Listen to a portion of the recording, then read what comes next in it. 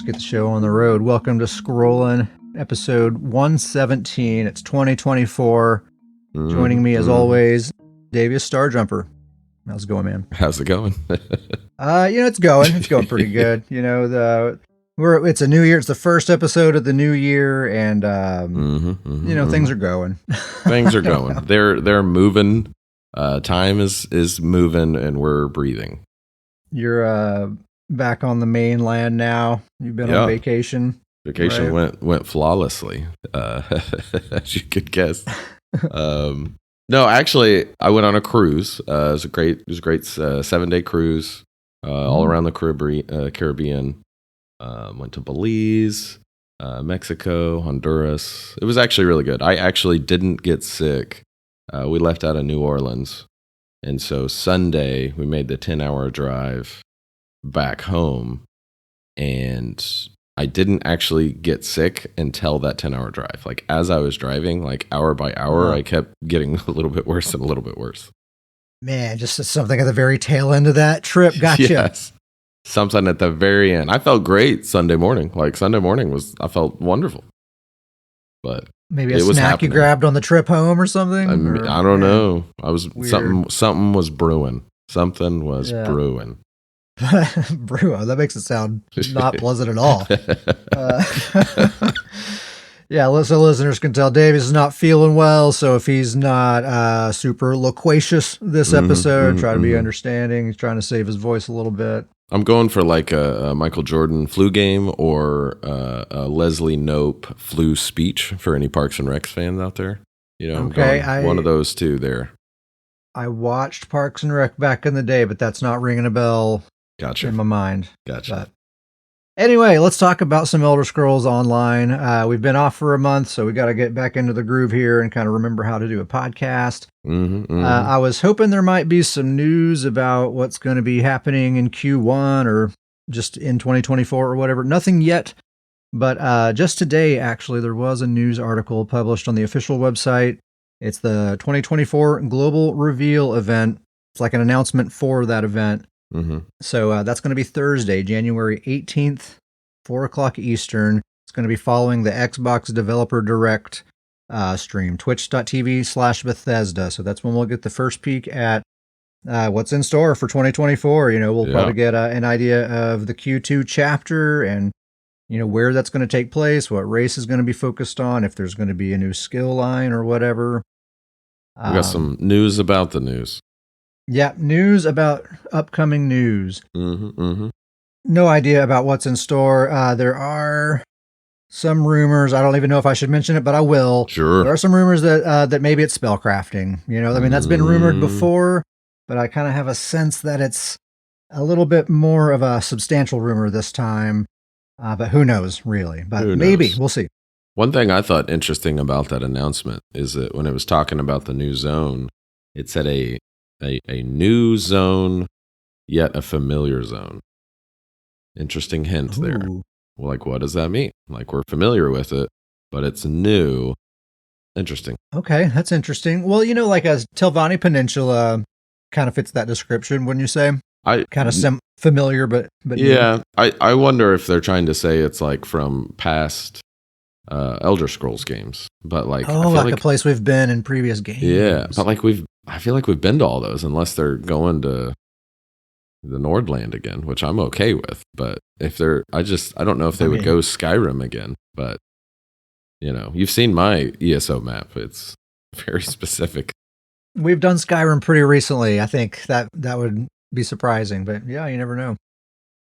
So anyway, that'll happen before the next episode. So in the next episode, we'll talk all about it, and that'll be exciting, I'm sure.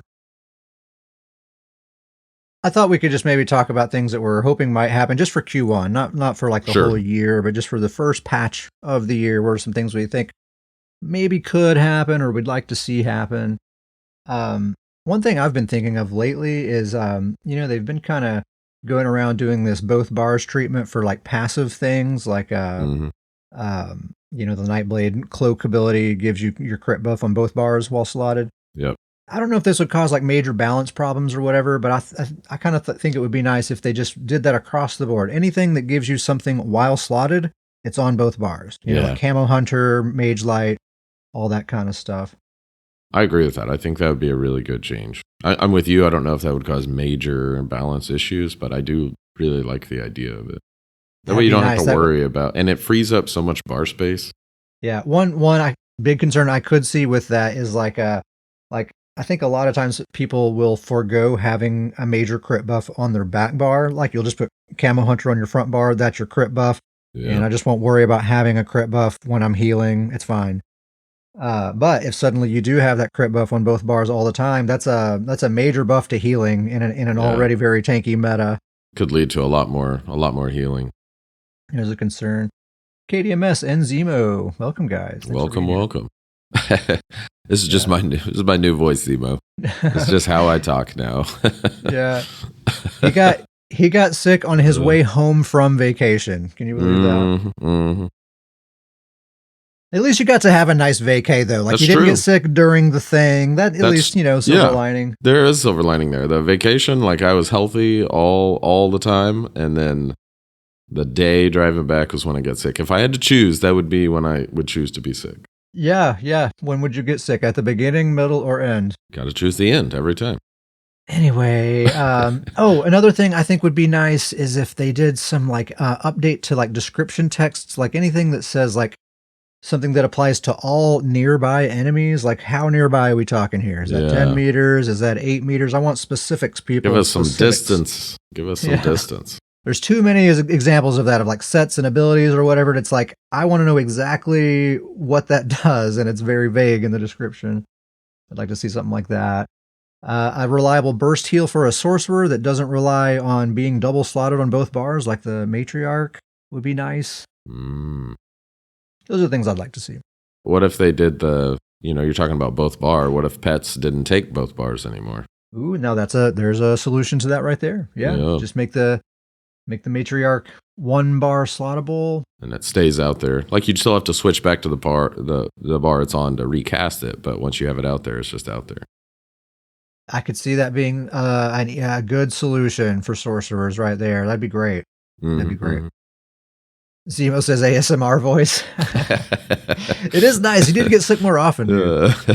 Just keep getting sick for episodes. Like, this is the popular voice. People want more of this voice.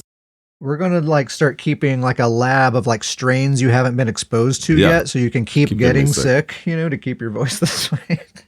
Everything for the pod, right? All for the pod, people. All for the pod. Probably the biggest Q1 wish I would like is one that you had mentioned on past episodes, but I really like the idea of kind of just starting. Like, I think Q1 could be a start, but like it'd be great if it was kind of a group every quarter of just taking old sets and just doing like quick updates, like sets that nobody uses anymore. Like, pick 3 to 5 sets, do a quick update to make them somewhat usable. And then just kind of give a small group of sets each quarter. Like, that would be awesome. I think that would be a lot of fun. I think even in the past, Q1 has been a time that they've done that. So yeah, that'd be great if they did that again. Yeah, I think that'd be really good. That's kind of my biggest. My Q1 wish is obviously always Skyrim, but there's a chance of it, I guess. I really didn't think there was a chance, but apparently some of the rumors that I have seen is that it could be potentially Winterhold, which is like the magic, very magic focused Nord, like Mage Guild magic, very magic focused. Because they did say it's going to be a continuation from the cliffhanger that the last year was going to be. So okay. See, I haven't really kept up with those details at all. And I was trying to think of like if there was any like dungeon stuff I would like to see, or any like particular armor sets I'd like to see. I couldn't really think of anything. But of course, we'll probably get dungeons and new armor sets and all that kind of stuff. I just couldn't think of any that I would like to have. I mean, I already have Wretched, so what else do I need? what other sets do you need? It's always exciting to see the new sets, always exciting to see the new mythics. Like, they're always interesting. We'll see what happens. Yeah. As far as what's been going on, Davius, I know you haven't really been playing much. You had a lot going on with work and vacation and all that stuff. One thing that has been going on since the last time we had a podcast is we've started doing these new weekly guild events, these battleground events. We're calling them the GOON Wars. And it's like an organized event where people sign up, and I and kind of a group of people sort of assign them into teams. We really painstakingly balance the teams and make sure they're all as evenly matched as we can make them. And so far, it's worked out pretty well. Yeah, I think it's been a huge success. Like you said, I haven't been on a much lately, but I did make the first 2 GOON Wars. Yes. And so much fun. Like, truly, so much fun. A lot of conversation, talking with great players, fun trash talk. It's been a lot of fun. A lot of really cool, good players playing. I have to give a massive shout out. He's in the chat right now. Zemo, great friend of ours. He kind of deserves a lot of the credit for this even happening, because he joined the guild, and immediately Zemo and I kind of became fast friends and have just kind of been talking all about builds and stuff ever since. And he really sort of pushed for this event to take place, and he and I started bouncing ideas back and forth on what it might look like and all that sort of stuff. And it just kind of started happening out of that. So thank you, Zemo, for kind of giving me that nudge and helping come up with the idea for the whole thing. Really great. So yeah, everyone signs up. They get assigned to teams. We play like 3 or 4 games. We have a scoring system. Whichever team has the most kills total at the end wins, and we have some kind of bonus prizes based on how many matches you win. And we vote for an MVP, and that person gets an additional prize as well. And it's all very kind of light spirited. The prizes are pretty small, so the stakes are not super high. And yeah, it's just been fun. A lot of people have been using it as a test bed for build ideas, because it's kind of a perfect amount of sweat, because it's a lot of great players and they're organized to a degree, but they don't know who their teammates are going to be until like a day before the event starts. So they can only kind of plan so much, you know? And so it's kind of like this medium level of sweat, it's kind of just right. In my opinion, it's really nice. So a lot of people have been using that to like test build ideas and stuff to see if this is really a viable build in truly intense games. I've been enjoying seeing that. And you see, like, as we're leading up to the event, you'll just be joining the solo queue, and you'll see people that have signed up. They're in there testing builds out and getting ready for the event and practicing and stuff. And it's just fun. It's neat. Yeah, it's been a huge success. A whole lot of fun. Yeah. But yeah, the GOON Wars have been great. So we were doing it every single week, and it's actually been a lot of work to organize the whole thing. And it occurred to me, we've been taking a break from the podcast, but we're starting that back up soon, and that's a lot of work too. And that's going to just be a lot for me. Yeah, that's a good point. That's a great point. So we're actually doing the GOON Wars every other week, the weeks in between the podcast weeks. That's what we're doing going forward. One of the things I would say is, like, even the GOON Wars that I wasn't in, it's still really fun to like keep up with them and like see how the results were and see how people do. Like, even if you don't sign up for it, it's still fun to kind of keep up with. And we've had some people do some recordings, which is awesome that people are doing that. But it's been really, really cool. Yeah, and we've experimented with different rule sets. Like we've had some games where anything goes, just bring whatever you want. We've had like no healer nights. Actually, this next one, next week, coming up, it's Sorcs and Nightblades only, and no healers. We're just trying different things. I think we might have a brawler night sometime. It's going to be a lot of kills in that one. Yeah. And there'll be plenty of nights where it's just normal, and there's no, just bring like a normal team comp and whatever. But, yeah, so that's the latest goings on here lately. It's been a blast. Otherwise, kind of the same old BG, same old meta that we had been talking about. Nothing's really changed in that regard. The same old proc sets. Arcanists are super duper duper strong. I don't know. Nothing much has changed really since the last time we talked all about the BGs. We did the big BG report and all that not too long ago, and I think all that stuff pretty much still stands. Mm-hmm. So we have, I thought for the new year, 2024, we could kind of get kind of a rundown of the builds that we have, you and me, that we're feeling really good about. This is kind of, we're starting the year with these builds ready to roll. I thought we could start the year right with talking about old Betsy, my stamina Templar. She's as perfect as ever. And I've talked about her build a lot. Actually, the main build that I use in the solo queue, it hasn't changed at all since the last several times I talked about her. However, since we've been doing these Goon Wars, I've put together a more team-oriented, kind of pre-made, focused version of her build, and it's really, really awesome. It's actually even good as a solo build, too. So that setup is Rallying Cry as a double bar set. Wretched Vitality on the back bar with a bow. Black Rose dual wield on the front bar. Gaze of Sithis Mythic Helm and One Piece Magma Incarnate. So really a very basic, kind of meat and potatoes kind of build, but actually that works really well in a Templar. And actually, Rallying Cry and Wretched Vitality, that's basically the meta healer setup right there. This isn't a healer build, it's just a bunch of stats, but it's perfect for the way Betsy plays because it's similar to a healer in that she uses a lot of resources, and she needs a lot of stat density to do what she does. And so it works out really well. I like wearing Rallying Cry because that basically just frees up the healer to not wear Rallying Cry, and we can just have a more benefit to the group. Maybe they can wear Gossamer or Powerful Assault or something like that.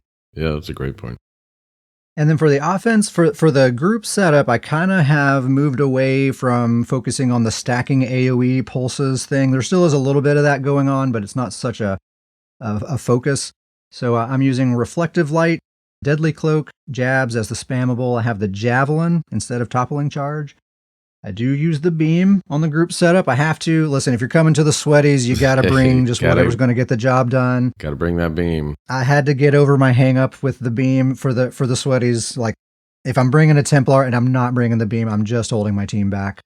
So I just had to get over that.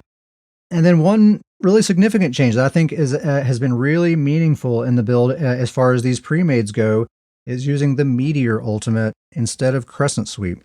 Oh. Crescent Sweep is awesome. I love Crescent Sweep. And when I'm playing solo, I'm all about Crescent Sweep. But when I'm in a group like that, Meteor hits really hard. It's really great to just coordinate that with an ult dump with your team and stuff like that. But more importantly, I actually like that it's a lot more expensive because as I'm saving up for it, I hit my back bar defensive ultimate first, and then I have the option to use that instead if we really need to. So it's more of a support kind of decision in the build. I choose a more expensive offensive ultimate so that if I need to use my defensive ultimate, I can. Gotcha. So I like that. Speaking of the defensive ultimate, I am using the, what's it called? The Practice Incantation. Oh, nice. Been using Barrier for the longest time on old Betsy. Finally put on Practice Incantation. I'm never going back. It's such a strong heal. It's so good. And it's the one where you can move around while it's casting. It's super strong. When I need it, if I can, I cleanse, cast a vigor, then do the ultimate, and I'm absolutely not going to die as long as I do that. I love that you're using that. That's fantastic. Yeah, it's great, and it's a really good team heal as well. Yeah, it may be the strongest AoE heal in the game. Gotta be, yeah. So yeah, her defensive kit is Extended Ritual, Honor the Dead, Resolving Vigor. The Rune armor buff also gives you a really strong heal over time. That ultimate I was just talking about, she gets Major Evasion from Deadly Cloak, which is hugely significant. And then another big change I've made to her recently is I went ahead and did it and put every single one of those attribute points into her health pool.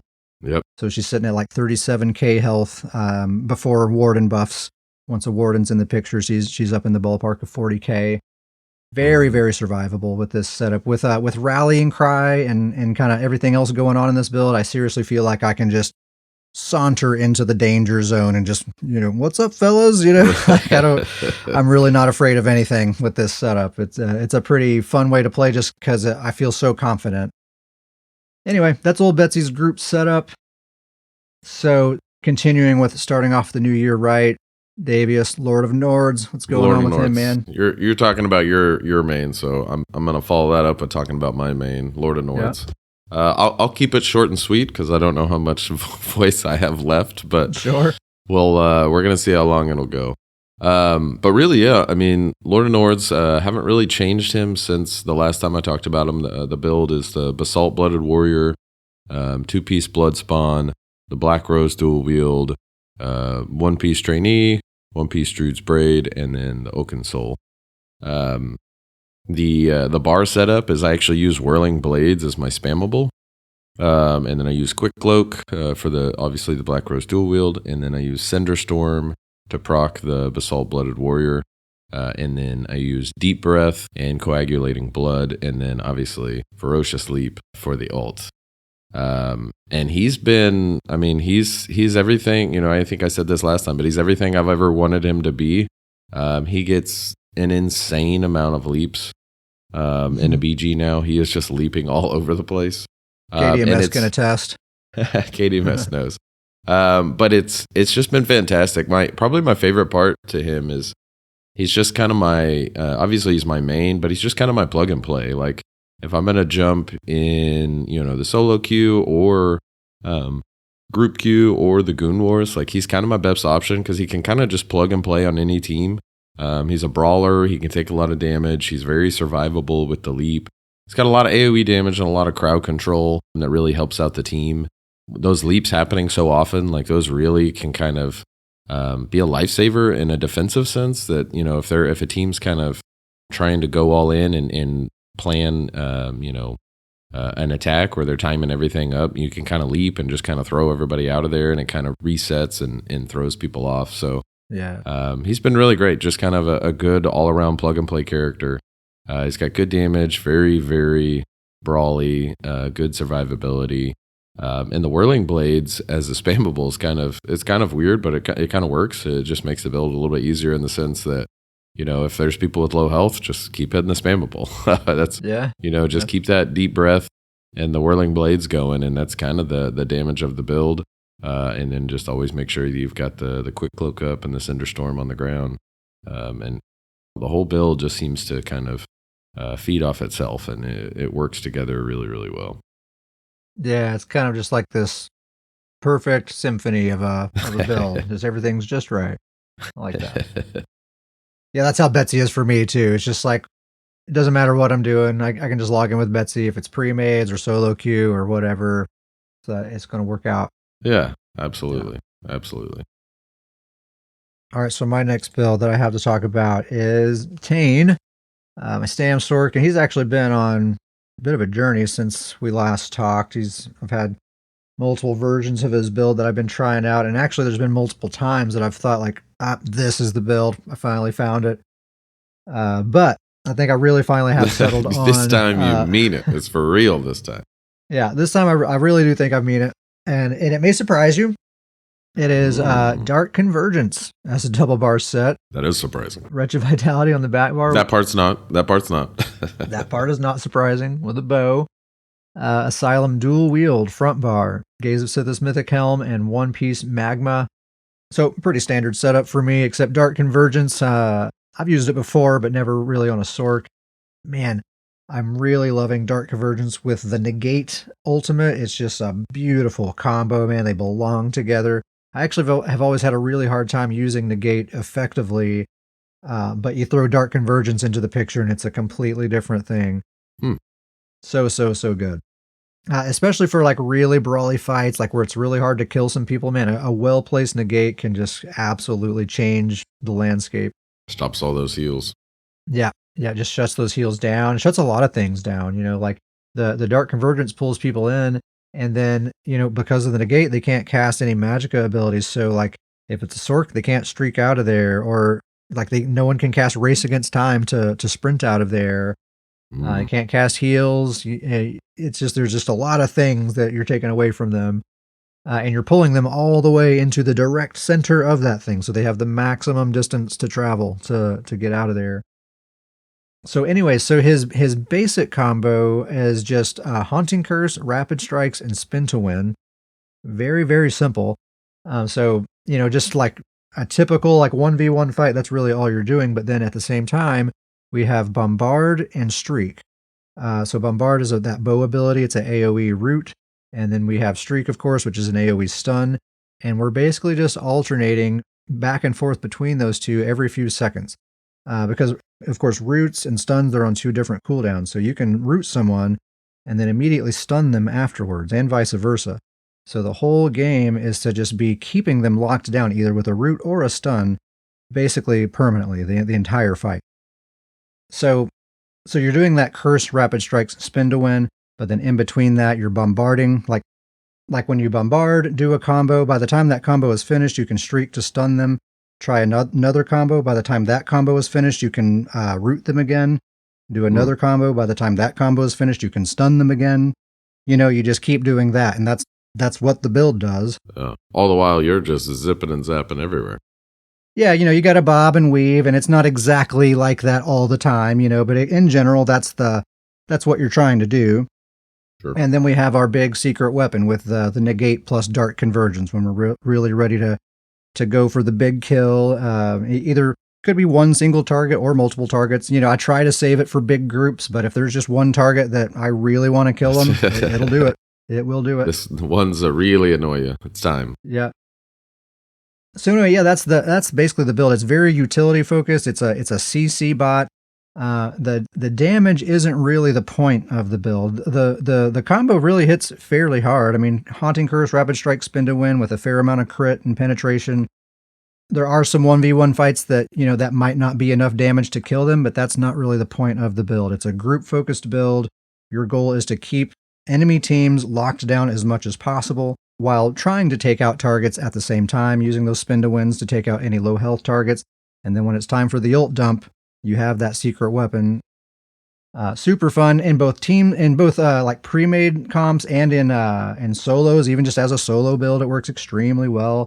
This is actually, over the past month, the build that I've been playing with the most by far, even including old Betsy.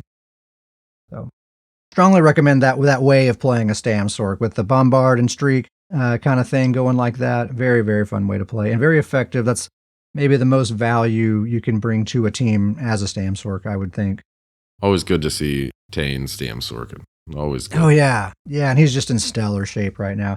Biggest weakness, I think, of any StamSorc is dot builds. If you come across a DK or just anyone that has a lot of dots and status effects, just get out of there. Dude, don't even try it. Just go find someone else to fight. That's my that's my strategy. Like, shout out to Zemo in the chat, or he's actually gone now, but he has a very dot-heavy Nightblade, and when I'm on my Sorc, if I see him, I just say, you know what, you have fun, dude. I'm going to go over here, find someone else to fight. Got other things to do. Cannot handle those dots on a StamSorc. All right, that's Tane. Davius, next up you have Bearclaw the Nord. Actually, I'm going to switch this order up a little bit. I'm going to do Never Ending Nord. Go for it. All right. And then I'm going to do, I guess I would call him a HealthCro. HealthCro, yeah. The HealthCro for sure. This is probably the build that I've had the most fun with lately, if that makes sense. It's a very silly build. That's the only way it could be described. Mm-hmm. But the build is Crimson Twilight, 2-piece Lady Thorn, 2-piece Endurance, 1 Trainee, 1 Druid's Braid, and Oaken Soul. And then the bar is set up to be Hungry Scythe, Overflowing Altar, Necrotic Potency, Renewing Undeath, Spirit Guardian, and then the ult is the Ravenous Goliath. And that's really the key to the build is the Ravenous Goliath. That's where things really get interesting with this build.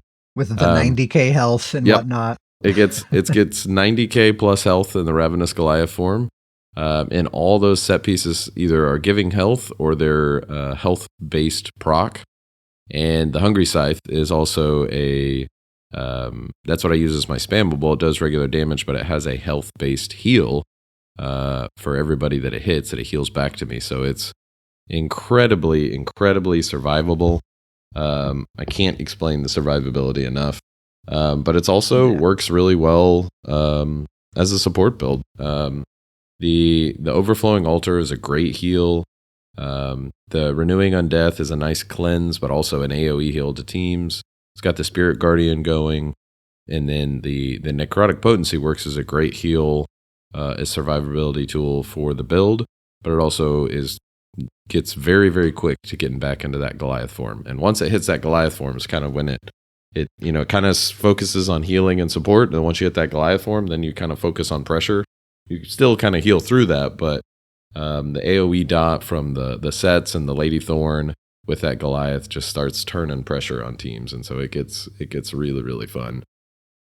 But it's a very silly build, but it's very, very fun, and surprisingly, it's been effective. It's worked out as intended. And I was not super sure it was going to do that. So it's really fun to kind of see it have good results. Yeah, it's cool. It's like a actually effective PvP tank, is kind of how I think of it. And Grizzly Khan says in the chat, it's fun to play. He made his own version of it. I think his is an Imperial. He had some clever name for it too. I can't remember. Maybe you can remind us, Grizz. I think it's the Infinite Imperial. Infinite Imperial. That sounds right. Something. Next build I have to talk about is my own 1-bar build. It's Aunt Lola. She is my Warden 1-bar healer.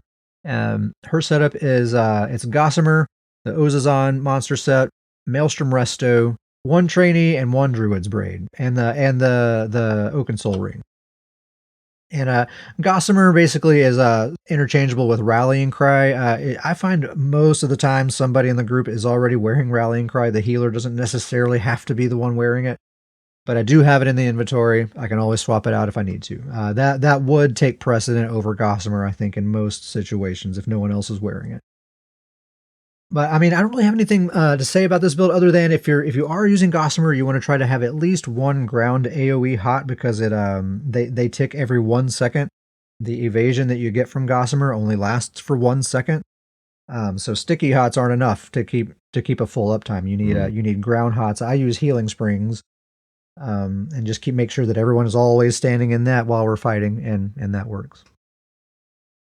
I also use Radiating Regen, of course, since I'm using the Maelstrom Resto, I have to use that. Leeching Vines, Grizzly Khan, I think, is the one that was first telling me how great that ability is. I've started using that, and it's a ton of healing, like 25% of my overall healing from that one ability, once you count the life steal and all of that stuff. Wow. It's basically like if you're familiar with the Templar bubble that makes them so hard to kill, it does the same thing as that, but you can cast it on your allies and give it to them. Huh. So every time they take damage, they heal as well. Pretty nice. And then I use the Resto ult. I have the Flappy Wings that make me run fast, and I use Polar Wind as my main spammable heal. And it's very, very effective. I got 4.5 million heals in a match. I've used this in one of the GOON Wars events. I was one of the healers, and I think most games I did more healing than any other healer, at least as much. I was, competitive. Wow. And it's a very simple build, easy to play, 1 bar, no buff, 0 buff management. Nice. You're just watching those health bars and keeping them full, and that's it. Throwing out those heals. Yeah, it's the only way to heal. I'm sorry. It's the only way to heal. 1 bar all the way. Yep.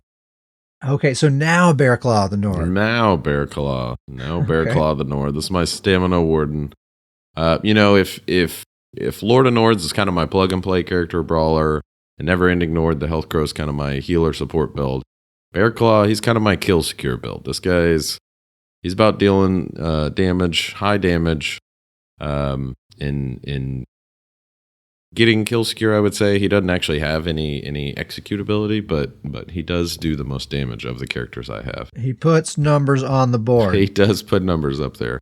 The build is a 5-piece Swamp Raider, 2-piece Baylorg, the Vadish Rambo, beauty of the build right there. Point blank snipe, yep. And then 2 Trainee. And then the bar setup is the Lethal Arrow for the point blank snipe. And then he does Shimmering Shield, Resolving Vigor, Sub-Assault, Polar Wind, and then Toxic Barrage for the ult. And I use that Shimmering Shield to just constantly try to get that Toxic Barrage as quickly as possible, which leads back to proccing the Baylorg. So just trying to get that as quickly as possible. It works out really well. The point blank snipe does just crazy damage. The other part of this build is that it's survivable with the Shimmering Shield, the Vigor, and the Polar Wind. It's got good AoE damage with the Sub-Assault, and it can do relatively pretty good group heals with the Polar Wind. I mean, Polar Wind's a great ability. Oh yeah. But it just kind of a very condensed. Of all of my 1-bar builds, this is kind of the one that it's a very condensed. This build kind of has a little bit of everything, and so it works out really, really well. It's a very complete build, a very full toolkit, everything you need there. Mm-hmm, mm-hmm. Great solo build, I would say. Yeah, it's great in the solo queues. It gets really good numbers, and it just works out really well with it's got plenty of damage with the point blank snipe and the Toxic Barrage going off with the Sub-Assault, keeping pressure on teams. Like I said, it's very survivable, can help out teammates. Get that shield. You got all the heals you need. You got major expedition from the bow. Yeah, it's all there. You can help your teammates out when they need it. Yep. It's a good 1-bar coverage, I would say. Like, most of the 1-bar builds I have, you kind of have to sacrifice something or understand, like, all right, I'm not going to have this part. But of all the builds, this is kind of the one that it kind of checks all the boxes. I love that. I love when you can come up with a 1-bar build that you just feel like, I have everything I could possibly need. Why would I ever play 2 bars with this guy? I don't need any other skill slots. This is all I need. That's a good feeling when that's what's fun about Oaken Soul, I think, is you have this constraint, and when you can make it work, it's just so fun and neat. It's a whole different level of theory crafting for sure. Yeah. Last build I have to talk about is Flossie, my StamDK one. I haven't really talked about a ton in the past, but she kind of came out of nowhere. I threw a build together for her with some advice from some other people that were kind of throwing in their opinions on what should go into the build. And we have just come up with an absolute monster of a StamDK build. This thing rips. Listen up, StamDK. Yeah, nice. This is your new build. It's actually a build that a lot of people have been using already. I don't think it's necessarily new. But for anyone who hasn't heard it, this is a bread and butter StamDK build that will get results, I'm telling you. So it's Dragon's Appetite. It's a double bar set, 2 pieces Blood Spawn, the Master's Dual Wield on the front bar. I'm using the Vatishran 2-hander on the back bar. You can really use any arena weapon on the back bar. Malakath Mythic Ring, 1-piece Trainee, 1 Druid's Braid. So yeah, you could use a Maelstrom 2-hander, Black Rose Prison Dual Wield back bar if you want to. I like the Vatishran 2-hander because it gives me that extra weapon damage plus some extra burst when I do that heavy attack. Nice. But you could really use just about anything, and it's going to work out fine. But the important part is that Dragon's Appetite, the Blood Spawn, the Master's Dual Wield. And then it's just a dot build, which Malakath is really, really good for. So for the Master's Dual Wield, I'm using the Blood Craze morph of Rending. Okay. That's the one that heals me while it's doing damage. And then I'm using the DK ability, Burning Embers, which also heals me while doing damage. Nice. Dragon's Appetite gives me a heal whenever I get the full stacks on that. I use the Shattering Rocks instead of Fossilize. That heals me whenever people break out of that. Wow, very brawly survivable. Super duper brawly. Yeah, this is one of those DK builds where you're thinking like, how do they keep going? How do they stay alive? How does this happening? Like, there's so many like close calls. Like, oh, they got him. He's toast. No, his health bar is full suddenly. Why? It's like a bunch of little things that just kind of all add up to just somehow make this thing keep going and going and going, and at the same time just shredding, kill after kill after kill. I do 3 Bloodthirsty on the jewelry, of course. Nice. And I basically just put those 3 dots on everyone. So it's Rending, Burning Embers, and then the Poison Breath for the Breach. And then once I have those 3 dots on them, I just spam Blood Craze. That's the best spammable, really. And yeah, it's great, man. I can't say enough good things about it. Yeah, you just watch them melt. It honestly, you can kind of, for a lot of like squishier targets, you really can just put those 3 dots on them and walk away, and they'll just kind of die eventually. A lot of pressure. Really great dueling build. I've always struggled with DK in general. I've never really found a DK build that I felt performed the way I wanted it to, while also feeling like a Dragon Knight should, you know. This is it for me, man. I finally found the build that is that for me. It's actually one that a lot of other people use too. So I'm just kind of relaying the message to some people who maybe aren't in the know, like I wasn't. Is Flossie still a Nord? She's a Nord. She's nice. my 1 Nord. Beautiful. Yep. Love to see it. Love to see it. She looks real mean too. Like, she looks like a bruiser. Like, you just take one look at her and you just know she's going to throw the sword on the ground and just start punching you. she don't need no weapons. So for me, the builds that I think are missing from this list for me are Nightblade, Necromancer, and Arcanist. I do have builds for those, but I don't feel as like super confident about those as I do for these others here. So I'm going to try to maybe over the course of the next few months kind of focus on those and see if I can get those whipped into shape. My Nightblade's actually pretty close. Yeah. I considered putting Nightblade on this list, but I was like, I think I'm actually not quite like Like I think on my StamSorc, I'm just like in love with that build. Change nothing. Mm-hmm. I do not feel that way about my Nightblade, so I'm gonna sit on that for a little bit. So you're missing what? Necromancer, Sorcerer, Arcanist? I have oh Necro. no, you had your Necromancer. My bad. I'm missing Templar, Templar. and Sorc, Nightblade, and Arcanist. I still haven't made an Arcanist. I don't even have a level 1 Arcanist. Still don't have one. It's kind of crazy. Think you might make one sometime? Or one day I will for sure. Probably the next build that's closest to being done for me is my Templar. Me and you have kind of talked through a Templar build that I think is going to work out it's gonna pretty be awesome. well. It's going to be good. And I've just got to do kind of the finishing touches to that. And I think that's going to be the next build that I have quite a bit of fun with. There you go. That's the list of builds we have going into 2024 that we're ready to hit the ground running with those bad boys and girls.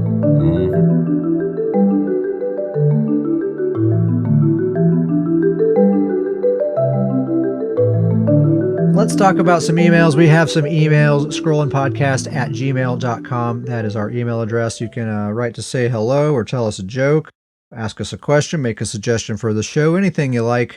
Scrollingpodcast@gmail.com.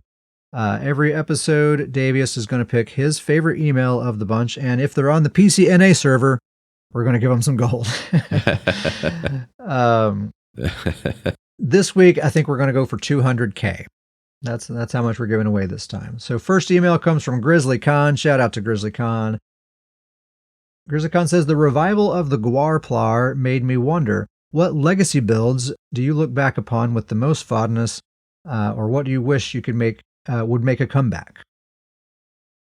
Davis, I'll let you go first. You got any ideas for this one?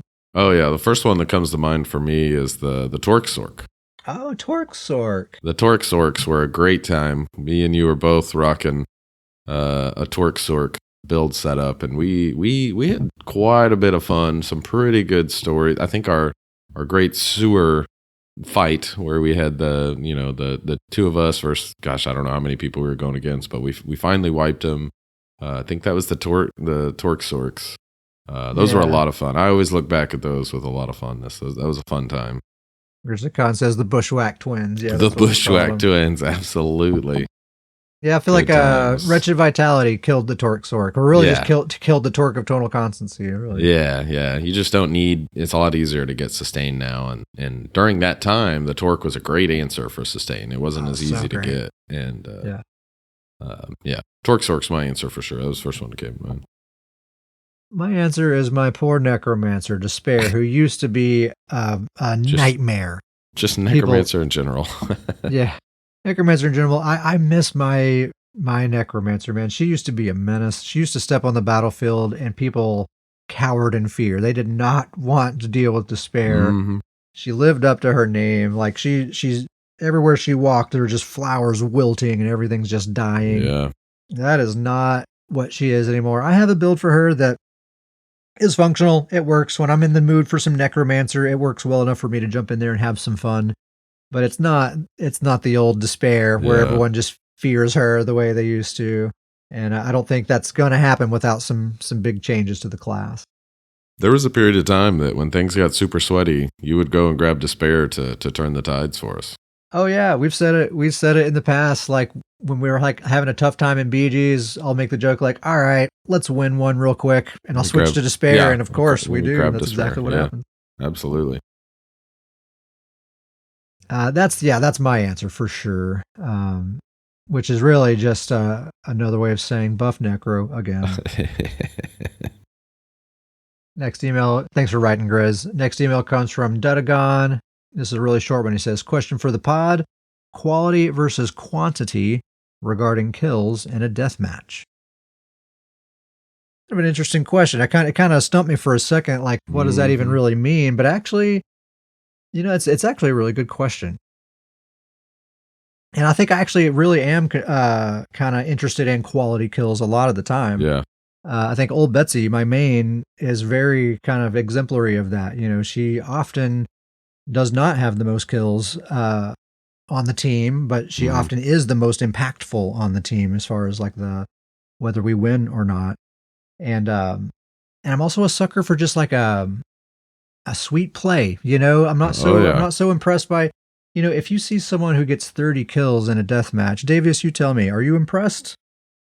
It might be fun to see that number. Yeah, I think it's like a feel good. You feel when you get 30 kills in deathmatch, you're like, all right, like this is a feel good. But like exactly what you're saying, quality over the quantity. Because I feel like everybody kind of has those matches where you get 20, 30, 40 kills and you feel great about it. But 75 kills, Mother of Dragons. There you go. But I think those are the ones that you kind of easily forget about. Like when you move on. But there's if you're in a real sweaty match, a lot of good players, and you just have a real good score, maybe you're like 7-1 or something. Like those are the ones you really remember. I feel like those ones stick with you. Yeah, and people who do PvP, they're just not going to be impressed. You saw someone a scoreboard where you got 30-0. Well, the immediate first thought was, okay, you were just stomping a bunch of baby seals. No one's impressed, really. But yeah, if you're like you're saying, if you're in a game with some experienced players and it's really sweaty and everybody's really having to work for it, and yeah, you get 6-7 kills in that match, and you can feel really good about that. You hung in there with all those other heavy hitters, and you competed with them. So yeah, I'm always kind of looking like what just kind of seems impressive or feels impressive. If I can have if I land like a really good combo on someone and they die because I outplayed them, not because they're just some squishy noob that they die as soon as you touch them. That doesn't prove anything. So yeah, quality over quantity, certainly. I certainly think that there's something valid there. Yep. Anything else to add to that, Davius? No, I think I hit the nail on the head there. Right. Next email comes from Golden Elf. Golden Elf says, "Hi, Scrolly boys." Nice. My prediction wish for 2024 is spellcrafting, introduced at QuakeCon 2014. Also, I think for regions, something Hammerfell-oriented might be a good way to introduce new players to Redguard lore before the Elder Scrolls 6 release. Yeah, that's it. Golden Elf's just saying that's what his prediction is, spellcrafting, and he's thinking Hammerfell is where we're going. What do you think, Davis? Think he's right? I don't think it'll be Hammerfell, but I do think it'd be really cool if it was Hammerfell. I think that'd be a great zone to explore. Seems like the most forgotten about lore in the game so far, I would say. I can see that. Yeah, I've heard some murmurs about spellcrafting. That's not the first time I've heard that from people, and I feel like I'm hearing it more than I've heard it in the past, which makes me think it's more of a substantial rumor this time. Could be possible. I have to say, I have to be honest here. Like spellcrafting, I'm not super excited about. Maybe I don't see all the parts of it or the possibilities of it, but like when I think spellcrafting, I'm not super pumped and excited about it. I don't know. I think I'm on an island on that, but I'm not sure how I feel about it. Honestly, I think I'll have to see it and then form an opinion. Yeah, that's probably a good point. I need to see it before I fully form a full opinion on it. I need to see what it actually entails and what the spellcrafting is actually capable of. Yeah, we saw there's that old demonstration from years ago. You kind of get an idea of what it's like there, but I don't know. It's hard to tell until it's actually here and you can get your hands on it yourself and see what it can do. And I'm sure if they do implement that this year, it'll be pretty different from what they showed all those years ago. Yeah. Absolutely. Thanks for writing, Golden Elf. Next email is from Dr. Throat Punch. Dr. Throat Punch says, "Hey there, goons. Dr. Throat Punch here. Big fan of the podcast. I've listened since you guys formed Stoon's Goons and always love your content. I really enjoy the enthusiasm you have for PvP and theory crafting, which is clearly evident in your episodes. I also love how, despite the trying times, you two always try to stay positive." He does the hook and horns emoji. Thanks, man. Yeah, thanks. He says, question for the podcast. I always loved the Harbinger tank style of PvP gameplay back in the day. How would you guys build one today with the current gear and values available? Harbinger tank, I think he's just talking about like something that deals damage based on taking damage, I think is the idea there. And I don't know, I didn't really go through all the effort of theory crafting a whole build. I'm really not sure.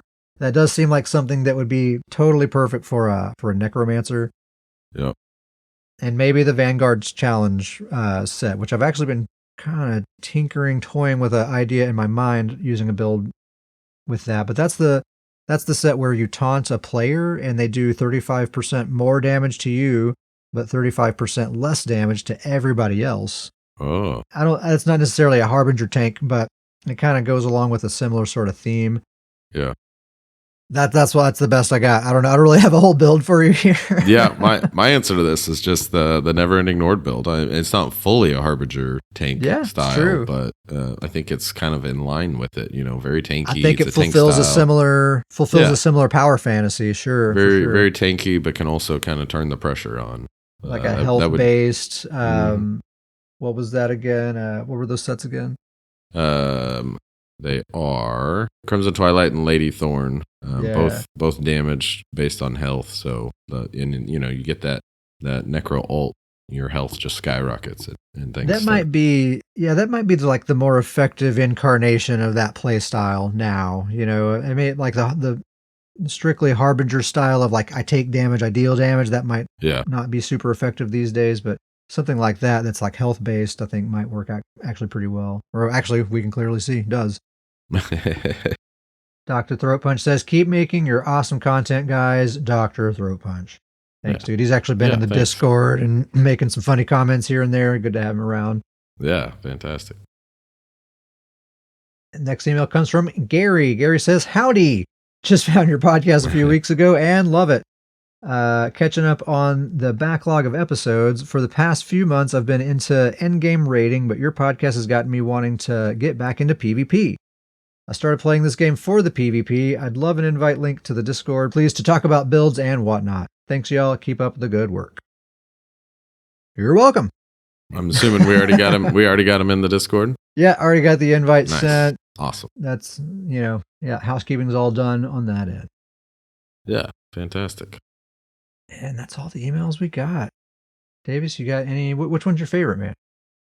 I think I'm going to go with just classic here. I think shout out Grizzly Khan. I think I'm going to go with Grizzly Khan. I like Grizzly Khan. I liked the Guarplar mention, a little selfish on my part there, but I love looking back at kind of builds that we had and ones that really enjoyed that were very certain time. They're just kind of fun to think back about. But one of your builds that I thought about in that was Bad Sally, just when she was just shredding her days of just all, she used to just murder people. I kind of have resurrected that build, but it's just not what it used to be. Yeah. It still is fun, though. If I have a healer in tow, it still does work. But yeah. That was peak Malakath time back then. Oh, man. I loved the Malakath meta. I really did. Super fun. That's actually probably the most build diversity we've ever had. I mean, I know like Malakath was on every build, but aside from that, it's like everything else in the build could be completely unique, and it worked because of Malakath. Everybody had damage through Malakath, so everybody was trying out different stuff. That's a great point. Yeah, all kinds of builds. I really loved it, and nobody was safe. You could not make a tanky build. Like everyone was dying. Damage was the meta of that time. Yeah. And because of that, everyone was building for damage, and it was just freaking fun, man. Everyone was killing, everyone was dying. Loved it. GrizzlyCon 200K coming your way, man. Next time I log in, scrollingpodcast@gmail.com. Send us emails, please. We have a guild. The guild's name is Stoon's Goons. It is literally the best PvP guild in the game. Guys, I'm not even kidding. Okay, it's not even a joke. We literally are the best PvP guild on the PC North American server. Maybe the entire game. We're going to go with the entire game. There we go. We also just so happen to be the best named guild on the PCNA server. We can only speak to the PCNA server for the name because we don't speak those other European languages. They may have some stellar names we would never know. We can speak for the North American server. It's also the official guild of the Scrolling Podcast. This is a great guild plug. We're on PCNA and Xbox NA. If you'd like to join, scrollingpodcast@gmail.com, and we'll send you that invite. If your guild list is full or if you're on a different platform, that's okay. Come join the Discord. Everybody's welcome on the Discord. In-game membership is not required. Everybody on the Discord is a fully fledged goon. You're welcome to participate in any and everything that we do. Scrollingpodcast@gmail.com, and we'll get you in there. Yeah.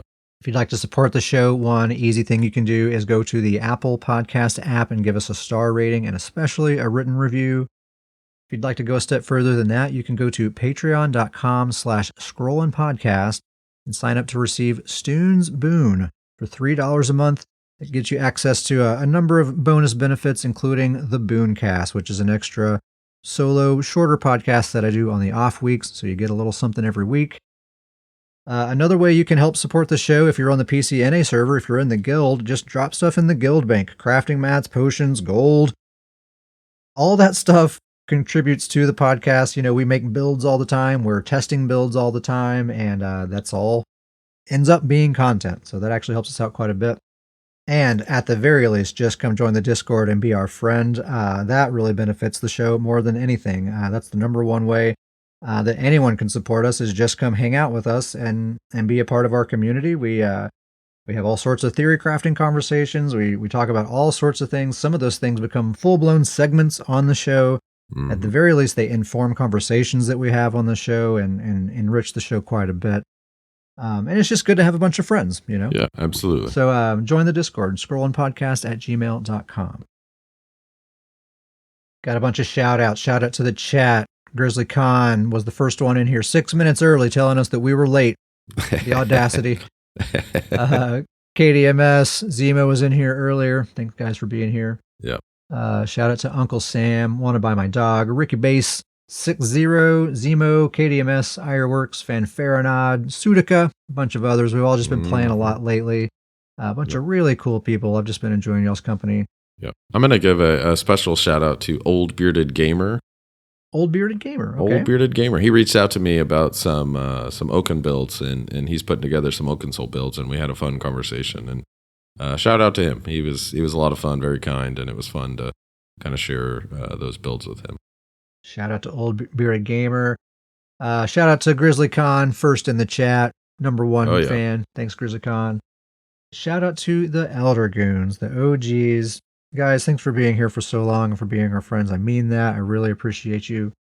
Shout out to our Rousing Boom supporters. How do I say this? Shout out to our Rousing Boom recipients, our Patreon supporters: Pork Body, Toadster, Gummy Bear, Grizzly Khan, Thomas, Taggart, Mother of Dragons, Sudica, Jim, Maxwell, Derpin Stuff, and we got 2 new ones, Dudagon and Brewerman. Nice. I'm getting to a point where I have to take a breath to finish the list. That's awesome. Yeah, that's fantastic. Great. Thank you all so very much. Davius, you have anything else? My voice made it, and I'm going to bed. Man, I really appreciate. I gave you an out. I asked, "Are you sure you can make it?" And you said yes. So I can do it. I said okay. I did it. I really appreciate it, man. Thank you so much for hanging in there. All right, guys. Thank you very much for listening, and we'll see you next time.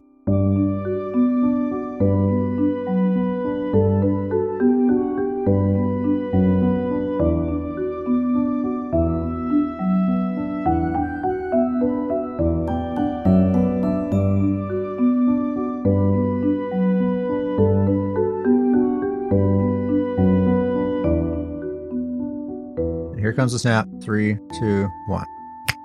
Boom. Man, that was it's a lot of bass on that boom. I'm going to have to edit this out of the recording, but that was an arousing boom. With that deep, you got that Barry White kind of voice going on. Edit it out. That's the title of the episode, Rousing Boom. That was an arousing. A rousing boom. A rousing boom. Well, gosh, I'm going to have to get the doc up to make the... Okay. A rousing boom. It was. You got that. Yeah. You got that Isaac Hayes voice kind of going on, and I liked it.